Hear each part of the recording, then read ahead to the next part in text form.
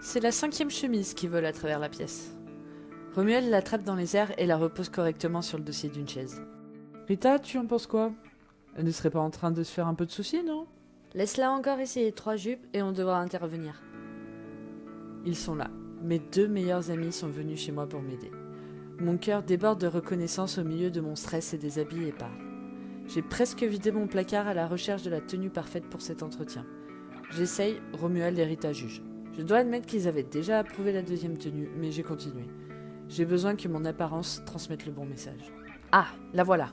J'extrais une énième chemise du tas informe de vêtements qui est devenue ma commode. Un rapide coup de fer à repasser et je l'enfile. Elle est parfaite. Dans mon miroir, je regarde ma tenue complétée par un pantalon et des escarpins noirs. Cette chemise est cintrée juste correctement pour donner à mon buste un port de reine. Il me faut au moins ça pour affronter les recruteurs de l'entreprise de Blandine. C'est bon? On a l'heureux élu? Demande Romuald. Mon reflet lui fait une grimace moqueuse en guise de réponse. À Rita de jouer. Elle tire une chaise pour que je m'installe et s'emploie à tresser mon épaisse chevelure blonde. On fera le maquillage aussi? Non, c'est bon, je m'en occupe. Je vais rester très simple. Tu es sûr? Demande Romuald. Je croyais que les entreprises de luxe demandaient un pot de peinture sur le visage pour avoir une chance de leur plaire. Le but n'est pas vraiment de leur plaire, je rétorque. Alors pourquoi te donnes-tu tous mal? Blandine a bien transmis mon portfolio à son entreprise, la semaine dernière. Un peu contre mon gré. C'est ensuite allé très vite. J'ai eu un entretien préalable au téléphone avec une responsable des ressources humaines et le lendemain, je recevais un email me priant de me rendre disponible pour un rendez-vous dans leur bureau le jeudi suivant. J'ai accepté. Un entretien ne vaut pas contrat. Mais la situation me met mal à l'aise. Si on me demandait là tout de suite si le job me plaît, je répondrais non. Romuald me fixe en attendant ma réponse. C'est peut-être ce que je dois faire. Alors là, explique-moi parce que ça n'a aucun sens. Je soupire. Blandine a peut-être raison quelque part. Je ne vais pas faire assistante photographe toute ma vie. Pour l'instant, j'arrive à m'en sortir financièrement parce que je suis jeune. Je peux facilement bouger d'une mission à une autre, même si c'est un peu loin. Mais demain, si je m'installe en couple, si jamais je veux m'acheter un appartement, va bien falloir avoir un salaire régulier, non? Et je vais pas devenir une grande photographe en claquant juste des doigts. Il faut que je me construise un réseau, que je me fasse voir, que je cumule des expériences.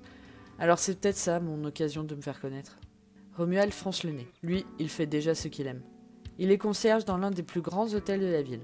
Comment a-t-il fait pour décrocher ce poste à seulement 26 ans? Personne ne le sait vraiment. Mais Romuald a des contacts justement. Il connaît particulièrement bien le monde de la nuit et davantage encore la nature humaine. Il anticipe et il sait être discret et efficace pour répondre aux demandes parfois extravagantes des clients de son établissement. Alors prenons le problème à l'envers. Pourquoi tu n'aurais pas envie de leur plaire si c'est une si bonne offre? Ah, tu m'énerves, Romuald. J'en sais rien. Je le sens pas, c'est tout. Je me sens forcée. Blandine pensait peut-être bien faire, il n'empêche que je ne souhaitais pas postuler à cette offre, même si elle a peut-être raison. Maintenant, je ne veux plus me rétracter, pour éviter de lui faire du tort auprès de ses employeurs. Je sais, peut-être qu'elle le mériterait. Mais ce n'est pas un entretien qui va me tuer. Et de toute façon, au vu de ma motivation, ça m'étonnerait que je sois retenue. Mais bon, je souhaite pas être humiliée pour autant, d'où le choix important de la tenue et de l'image qu'elle renvoie. Bref, tout est confus dans mon esprit et Romuald n'aide pas. Laisse-la tranquille, Romuald. On a tous le droit d'être incohérents parfois. J'ai un regard reconnaissant vers Rita. Elle est la douceur incarnée. Elle commence seulement son premier poste d'assistante sociale et ça lui va comme un gant. Elle nous en parle peu, mais je sais qu'elle a déjà vu des cas bien plus graves qu'une amie se demandant si elle devait se rendre à un entretien ou non. Pourtant, elle ne me culpabilise pas. Je retrouve du courage dans ses yeux noisettes pailletées de doré pour répondre à Romuald. Ce que je voudrais, c'est continuer mes portraits. Ces portraits de gens, raconter leur histoire en une image. Tu vois, montrer leur beauté, les rendre touchants. C'est vrai, c'est ce que je veux depuis toujours. J'ai commencé la photo toute petite avec ces appareils jetables pas chers que l'on trouvait partout en magasin. Mes parents me racontent encore comment, pendant les vacances, je prenais des photos des touristes plutôt que des paysages ou monuments alentours. Personnellement, je me rappelle surtout les longues attentes avant d'obtenir les clichés développés. Ensuite, je prenais chaque photo, même les plus floues, et les affichais sur mon mur. Elles sont rapidement devenues une tapisserie. Je m'asseyais alors au centre de ma chambre et les contemplais. Dans mon esprit, je rendais le mouvement à ces profils figés et leur attribuais histoire et rencontre. Avec le temps, mon style est devenu plus précis, mais j'ai gardé cet amour des personnes, proches ou inconnues. Ma formation m'a permis d'étendre mes compétences aux autres disciplines, le paysage, le produit, mais elles ne donneront jamais le même résultat et ne m'apporteront jamais la même satisfaction. Oui, enfin c'est moyen comme business plan. Rappelle Romuald. Je lui jette un regard noir. Oui, merci, j'étais au courant. Mais ça a marché pour l'instant avec les mannequins. Regarde Valentin, j'ai fait des super portraits de lui. Et je l'ai rencontré sur un shooting où j'étais qu'assistante. Bon, ok, il a fallu le convaincre de poser gratuitement, mais le jeu en valait la chandelle. Je dis ça, je dis rien, mais si tu dois coucher avec tous ceux que tu prends en photo, on n'est pas rendu. Rita est plus rapide que moi. Elle s'est saisie d'une trousse à maquillage vide et la lance en visant la tête de Romuald, en plein dans le mille. Ça va, je plaisante. Abdique mon pseudo meilleur ami. Je t'embête, mais je vois ce que tu veux dire. Écoute, même si tu as ce poste et que tu le prends, rien ne t'empêche de continuer tes portraits à côté de toute façon, non? Tu ne seras pas la première à séparer passion et boulot. Je sais. Romuald relève mon hésitation. Mais j'ai peur de devenir comme elle. comme qui? Comme Blandine, aspirée dans un travail qui me fait perdre le sens des choses importantes. Que je finisse par être désabusée ou aigrie par la vie. Rita m'en laisse une épaule.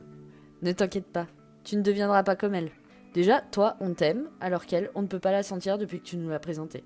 J'ai un petit rire. Non mais je vous jure qu'elle était sympa au collège.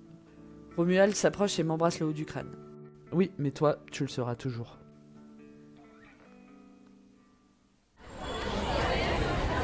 Le quartier des affaires grouille de monde, même au beau milieu de l'après-midi. J'ai froid malgré le soleil qui tape sur mon par-dessus beige. Un pas, puis l'autre, je me fraye un chemin dans la foule, mon portfolio sous le bras. Je retrouve Blandine devant l'entrée de son entreprise, en train de fumer une cigarette et de se ronger les ongles.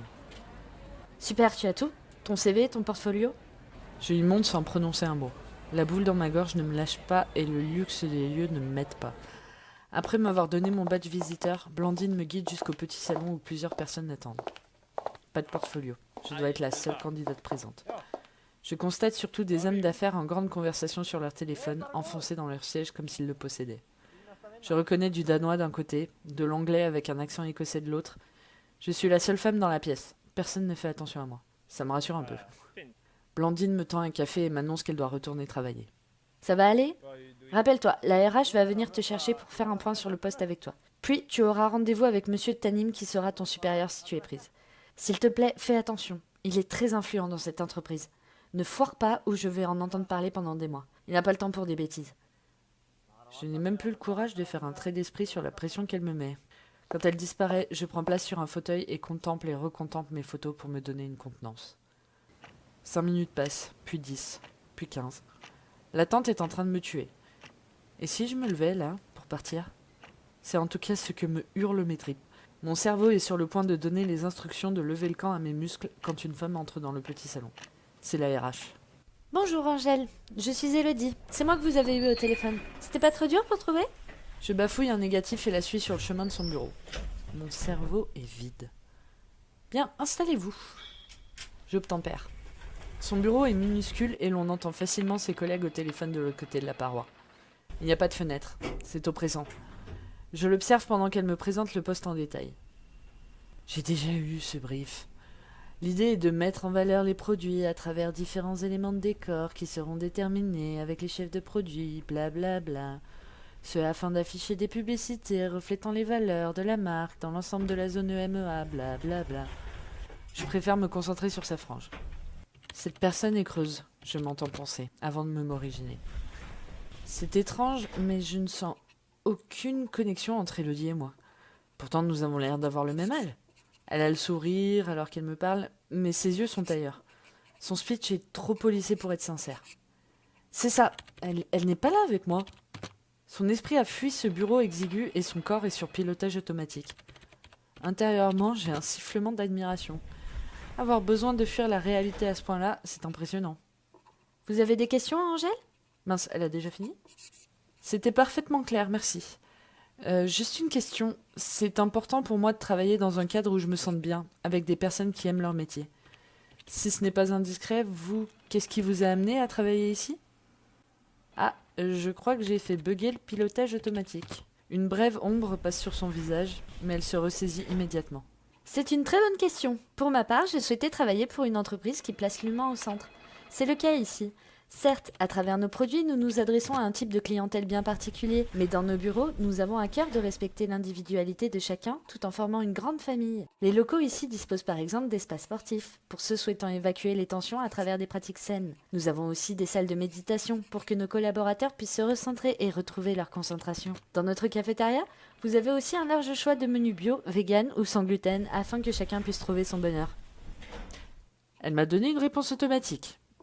Mais j'insiste pas. Vous êtes prête? Je vais vous conduire jusqu'au bureau de Monsieur Tanim. Nous traversons 2 bâtiments où les salles de réunion aux murs de verre s'enchaînent.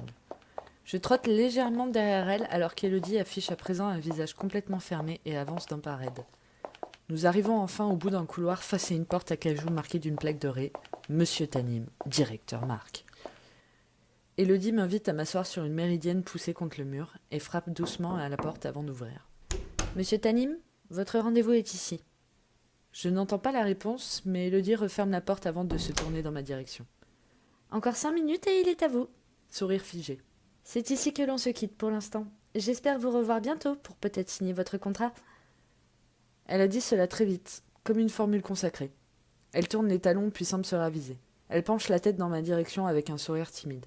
« Au fait, j'adore votre chemisier. » C'est le seul moment où j'ai pu constater une étincelle de vie dans son regard.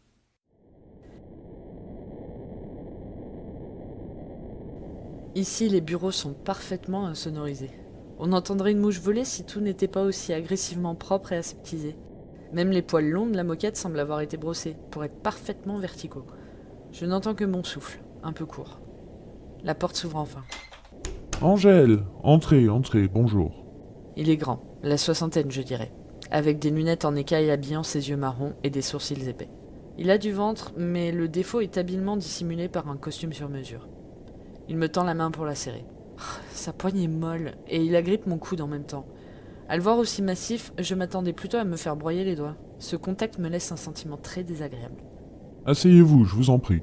J'obtempère et m'emploie à extraire mon CV et mes photos de mon portfolio. Il tend la main, je les lui passe. Suivent 5 minutes de silence qui consacrent à l'étude de mes documents. J'ai sélectionné une quinzaine de photos mêlant mise en valeur de sacs et accessoires et portraits de mannequins. Autant montrer ma spécialité tout de suite, je pensais en préparant mon dossier. Certains clichés sont osés. J'ai fanfaronné en les choisissant, mais je commence à regretter cette bravade. Mon interlocuteur fixe depuis une bonne minute une photo de nu de Valentin.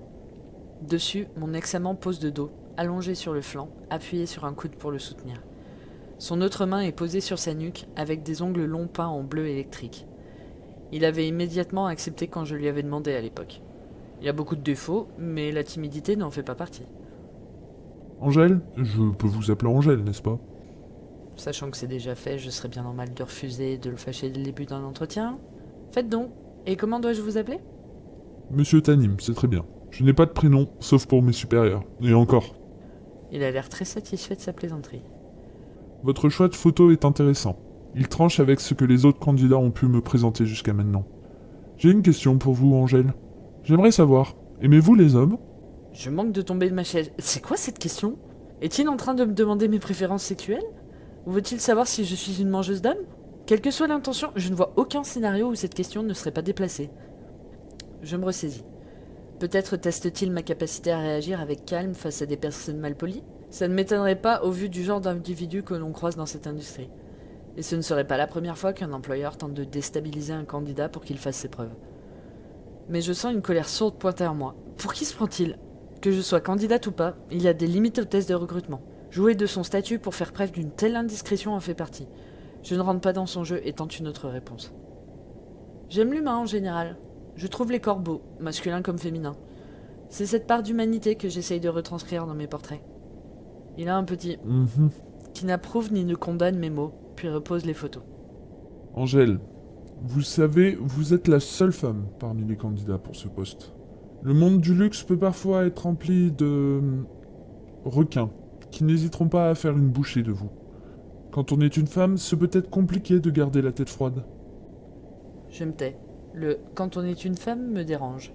Pire, il me crispe carrément. Je vois mal comment un homme de 60 ans peut décemment se mettre à la place d'une femme. J'ai hâte d'entendre la suite. Je refuse d'avoir dans mon équipe des comportements obscènes qui viendraient à jeter l'opprobre sur notre entreprise. Malheureusement, la nature humaine est ce qu'elle est et je ne peux pas être derrière chacun. Je crois que j'ai fermé les yeux une seconde en espérant les rouvrir et me réveiller chez moi. Petite explication de texte pour ceux du fond qui ne suivraient pas. Il sous-entend qu'une femme viendrait tenter les hommes de son équipe, qu'il ne peut, mais surtout ne va pas l'empêcher et que du coup, il ne pourrait pas engager une femme. Angèle, avez-vous déjà pensé à être mannequin? Vous avez les mensurations pour? Je suis bien meilleure derrière l'objectif, merci. Enfin, autant qu'une femme peut l'être sans se faire trop remarquer des hommes, bien entendu. J'ai dit cette phrase avec une déférence forcée et très clairement moqueuse. Au diable la politesse, le respect et le travail de Blandine. Je n'ai plus devant moi le directeur Marc d'une entreprise dans laquelle je postule, mais un homme de 60 ans pour qui je n'ai plus aucun respect. Je sens mon corps se détendre. Ouf, que l'on se sent mieux quand on n'a plus d'enjeu. Je regarde ma montre. 15 minutes seulement se sont écoulées depuis mon entrée. Faisons encore perdre un peu de temps à ce bon monsieur. Je le fixe avec un air de défi. Il n'a pas apprécié mon ton, ni le fait d'avoir regardé ostensiblement ma montre. Vous auriez le caractère d'une mannequin aussi. Vous avez la fougue en plus de la beauté. Vous voyez, j'aime que chacun soit là où ses compétences sont le mieux exploitées. Les femmes font les mannequins les plus beaux. Ce sont elles que les pierres et les métaux précieux habillent le mieux. Que l'on soit un homme ou une femme, nous aimons les regarder, les admirer. Combien de mannequins femmes sauriez-vous me citer? Pléthore, j'imagine. Et des hommes? Là, ça devient plus compliqué. Et vous, Tanim? Vous aimez les femmes, j'imagine? Le mot monsieur est une contraction de monseigneur. Je choisis délibérément de mettre toute marque de soumission envers ce personnage qui n'aura pas eu la bonne grâce de me faire part de son prénom. Ses sourcils s'arquent un peu plus. J'enchaîne. Êtes-vous marié? Ou au moins divorcé? Je me demande si vous avez un jour plu aux femmes avec une telle mentalité. Il ne prend même pas la mouche. Le travail des hommes est de rendre justice à la beauté des femmes. J'ai été marié, oui, à une chanteuse. Les chanteuses ne sont que des mannequins dotés en plus d'une voix exceptionnelle. Ma mentalité, comme vous dites, ne l'a pas dérangée, au contraire. Je l'ai mise sur le piédestal que requérait sa beauté. Je l'ai adorée, en plus de l'aimer. Je me suis assuré que chaque angle de son physique parfait soit photographié. J'ai fait même mieux, je l'ai fait peindre par les plus grands de notre époque. Il n'a jamais été question de savoir si je lui plaisais ou non. J'ai été celui qui rendait le mieux justice au chef-d'œuvre qu'était son physique. Ok, cet homme est taré. Vous voyez, c'est pour ça que les hommes sont faits. Vous aimez, vous, les femmes. Vous mettre en valeur au travers de l'art. Les femmes font les meilleurs mannequins, mais ce sont les hommes qui font les meilleurs peintres, les meilleurs photographes. Il a un coup d'œil dégoûté vers mes photos. Vos photos sont techniquement très bonnes, mais on ne retrouve pas d'âme. Ces produits que nous créons, sacs, chaussures, bijoux, maquillage, vêtements, sont là pour parachever l'art qu'est le féminin. Sur les photos que je commande à des hommes, je retrouve le coup de cygne d'une femme derrière un collier. Sur vos photos, ce ne sont que métal et cailloux assemblés. Très bien, nous avons donc terminé. J'en ai assez entendu. C'est mon défaut. J'ai tendance à écouter ce genre de personnes étranges pour tenter de les comprendre. C'est une sorte de fascination, comme un papillon de nuit avec une flamme. Mais là, c'est trop. Je ne prendrai pas de leçons sur l'amour et la nature humaine d'une personne de ce genre. Je pourrais lui opposer des arguments. Que fait-il des artistes femmes, ou de ceux aimant une personne du même sexe, ou tout simplement du libre arbitre des femmes belles? Mais ce serait dérisoire. On ne discute pas avec ces gens-là. Je me lève et reprends mon manteau posé sur le dossier de ma chaise. Que faites-vous? Vous le voyez, je m'en vais. Mais vous ne m'avez pas répondu? Pardon? Accepteriez-vous d'être mannequin pour nos produits? J'ai un éclat de rire et ne prends même pas la peine de répondre. Je me dirige vers la porte. Il se lève précipitamment de son fauteuil et me retient par le bras. Je suis très sérieux. Vous avez une prestance et une beauté qui méritent d'être mises en lumière. Et ces yeux, laissez-moi vous aider. Je tente de dégager mon bras. Peine perdue. La douleur me rappelle ma rencontre avec Nastasia. Cette fois-ci, je suis prête. Je hurle. J'ai dit non, lâchez-moi! Il ne m'écoute pas. Mon bras libre est empêtré dans mon manteau et lance de mon sac. Je n'arrive pas à le lever, bloqué par la porte derrière moi. Son autre main remonte jusqu'à ma gorge et caresse mon cou. Je sais déjà quelle parure habillerait le mieux ce coup magnifique. Sa main descend dans mon décolleté. Je sens un bouton sauter en même temps qu'il plante un baiser. À l'aide! Peine perdue. Tout est insonorisé. Je sens des larmes d'impuissance perler à mes yeux. Et puis la colère, sourde. Celle qui m'avait prise dès le début de cet entretien. Je ferme les yeux.